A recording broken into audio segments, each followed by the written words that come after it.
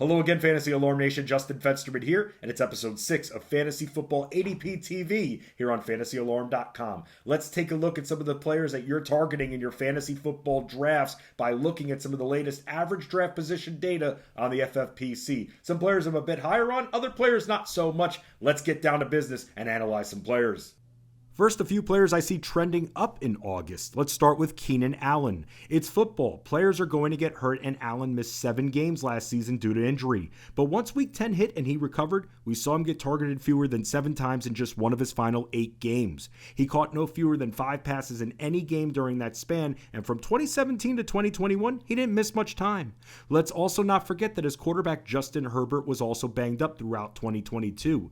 A few episodes ago on ADP TV, I said I was high on Herbert this year, who threw the ball the second most amount of times of any quarterback, and even though Allen is coming off a 10-game season, let's not forget that his teammate Mike Williams is also no stranger to injuries.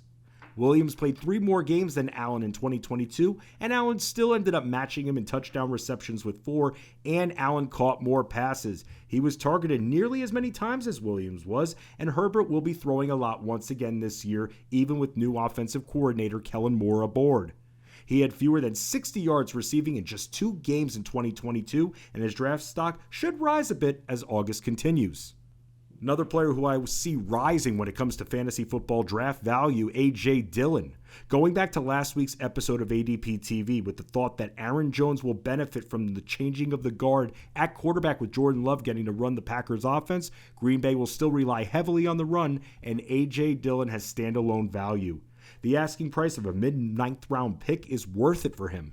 He hit the end zone 7 times last season, and with the change of personnel in Green Bay's offense, I see Dillon eclipsing 200 carries for the first time in his career. He's running behind a strong offensive line and could find himself being a 2-down back. We all know Jones' ability to catch passes, but also Dillon can catch passes as well, and he caught 28-plus receptions in both of his last 2 seasons. For his career, Dillon has averaged 4.3 yards per carry on the ground. Dillon could find himself getting prioritized over Jones when the Packers are close to the end zone. He's the bigger running back between the two and had 5 more touchdowns than Jones rushing last season. Both of these guys will eat. If you miss out on Jones, don't take Dillon off your draft target list. We should see an increased workload as Love finds his way now that Aaron Rodgers is gone. Now for a few players trending down, let's start with Evan Engram. When looking at total fantasy points from last season, Engram was a top 5 fantasy tight end. He was top 5 in receptions and targets among the position, and the Jaguars paid him in the offseason. But this is where fantasy and reality have to separate a bit because Trevor Lawrence has more toys to play with this year in the offense. Enter Calvin Ridley, who will be joining a receiving core of Christian Kirk and Zay Jones and Engram. And I'm curious with the addition of rookie Tank Bigsby at running back if Travis Etienne will be used a bit more in the passing attack and less on the ground in 2023.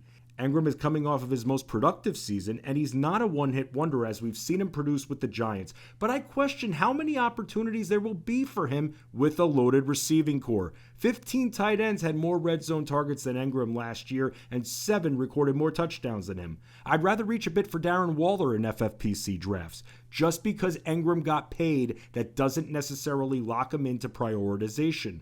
A lot of competition exists for targets down in Jacksonville.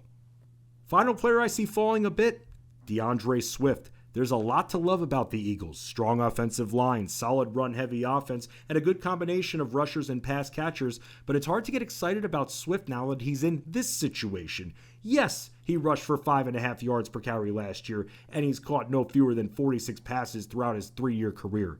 But some of you might not be worried about Swift's competition in the Eagles' backfield, which includes Mr. Glass, Rashad Penny. But we can't forget about Jalen Hurts as well. Hurts ran the ball more times than any other quarterback last year. The Eagles still have Kenneth Gainwell and Boston Scott as well. It's hard identifying how often Swift will be utilized on a per-game basis. We could see him being used for 1 down per series or 1 to 2 downs per series or on pass-catching downs. It's very hard to predict as the Eagles could mix in all of their running backs and Hurts. Penny is a bigger back than Swift, and that can work against Swift as well. He's going to get vultured at the goal line, and if I'm going to invest in this crowded Eagles backfield, which includes an excellent running quarterback, I'd rather take the risk on Penny 2 to 3 rounds later rather than in the middle of the 7th round for Swift.